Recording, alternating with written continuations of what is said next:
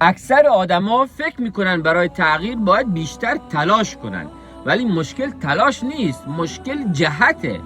تو هر روز کار میکنی ولی روی چیزهایی که اثر مرکب ندارن. عادتهای کوچک اگر درست چیده نشن فقط وقت میسوزونن. اگر هر روز 1% بهتر بشی، بعد از 1 سال 37 برابر جلوتر از امروزتی. اما فقط وقتی اون 1% درست انتخاب شده باشه. بیشتر آدما شکست نمیخورن، فرسوده میشن، سالها تکرار میکنن بدون اینکه بدونن کدوم عادت جلو میبره و کدوم فقط آرومت میکنه. و این خطرناکترین حالته. اگه بعد از این ویدیو یه سوال تو ذهنت گیر کرده که جوابش ساده نیست، اون سوال اتفاقی نیومده. ذهن وقتی به بنبست میرسه دنبال مسیر درست میگرده و مسیر همیشه واضح نیست.